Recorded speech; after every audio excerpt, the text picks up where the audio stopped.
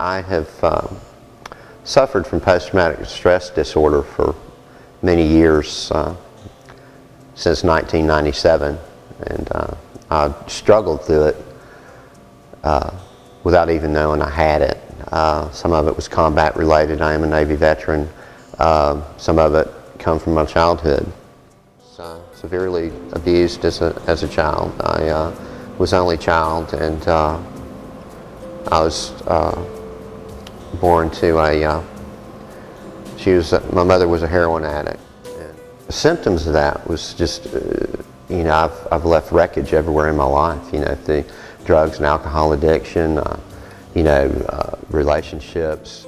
It got to the point that I'd lost the will to live a couple years ago.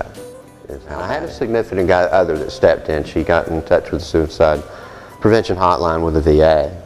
And the therapists and the doctors out there were a great help, but what they didn't teach me was how to fill that void that was opened up after you learn to live in harmony, you learn to challenge these thoughts and everything.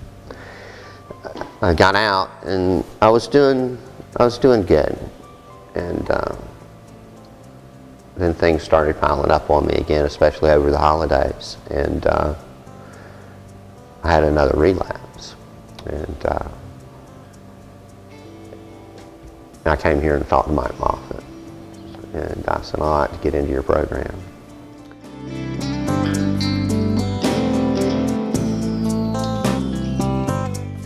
It's been a blessing. My life isn't magically manageable, like I said earlier. It's just, but I'm learning to deal with things constructively instead of destructively. Where my life has turned to now is, you know, I'm gainfully employed now.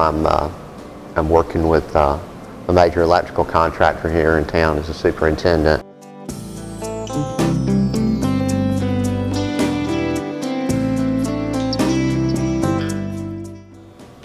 You know, my goals are to, of course, transition out of here. I am in transitional housing now, but my goal is to move on up and out of here and have a place of my own by myself, and to one day help other veterans that struggle like I have, and maybe that some of these younger veterans coming up through the war doesn't have to wait 15 or 20 years to ask for help like I did.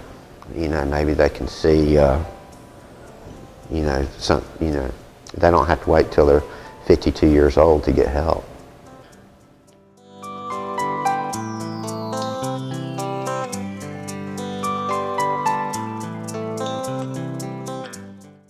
It was like I'm two different people now. It's the old John and the new John.